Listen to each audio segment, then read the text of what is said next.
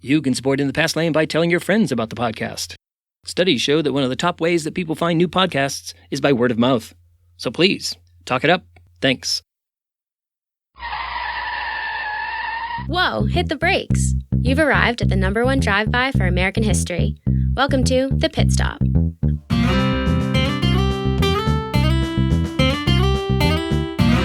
Brought to you by In the Past Lane, the podcast about history and why it matters.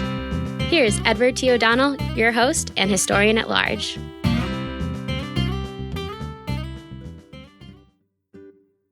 Hi, everyone. Welcome to The Pit Stop, your Monday source for history on the go in just about 5 minutes.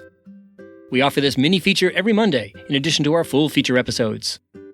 Here's what happened in American history the week of August 19th, 2019. Let's start with birthdays. August 19th, 1921, TV screenwriter and producer Gene Roddenberry was born in El Paso, Texas. Roddenberry is best known as the creator of Star Trek, which ran on TV from 1966 to 1969, and then forever as reruns, and then, of course, as several spin-off series and many, many movies. Roddenberry once reflected on one of his goals in creating such a unique program. He said, "I wanted to send a message to the television industry that excitement is not made of car chases." August 20th, 1833, the 23rd President of the United States, Benjamin Harrison, was born in North Bend, Ohio. He was the grandson of the 9th President of the United States, William Henry Harrison. August 21st, 1904, jazz pianist, bandleader, and composer William Count Basie was born in Red Bank, New Jersey.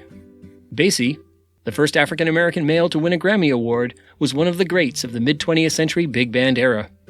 Two of his best-known hits were 1 O'Clock Jump and Blue Skies. August 22nd, 1893, that's the birthday of writer and critic Dorothy Parker, who was born in Long Branch, New Jersey. Parker had a razor-sharp wit and was famous for her zingers like, "I require only 3 things of a man. He must be handsome, ruthless, and stupid." Also, "Money cannot buy health, but I'd settle for a diamond-studded wheelchair." August 22nd, 1920, writer Ray Bradbury was born in Waukegan, Illinois. Bradbury was a prolific writer, best known for his works of science fiction, especially The Martian Chronicles. But his most enduring work is the dystopian novel Fahrenheit 451. Ray Bradbury once said, "You don't have to burn books to destroy a culture. Just get people to stop reading them." August 25th, 1927, professional tennis player Althea Gibson was born in Clarendon County, South Carolina. In 1956, she became the first African-American to win a Grand Slam tournament. The following year in 1957, she won Wimbledon and the U.S. Open. In 1958, she did it again. Althea Gibson was also the first African-American woman to compete in the Women's Professional Golf Tour. Okay, what about events? August 21st, 1831, Nat Turner launched one of the largest uprisings against slavery in United States history. Turner was a deeply religious, mystical, enslaved man living in Virginia who came to believe that God had chosen him to bring about the end of slavery. Accordingly, he organized a group of fellow conspirators and on the night of August 21st, 1831, began attacking white households.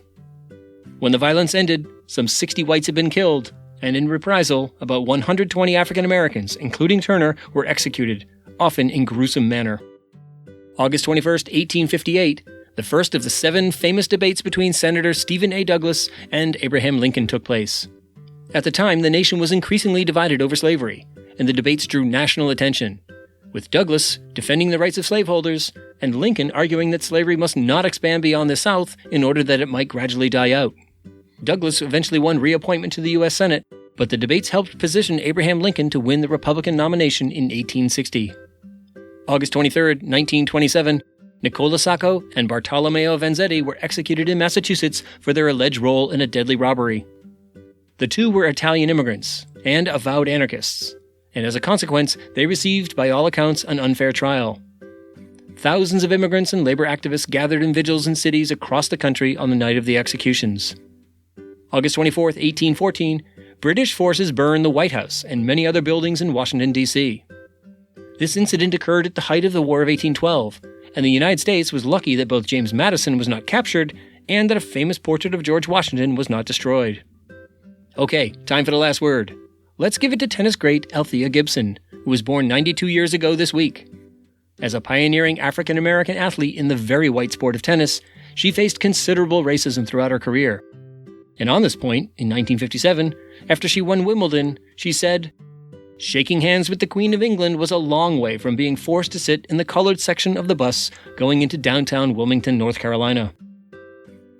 Okay, people, that's your history fix of the week. Now put it in drive and go make your own history.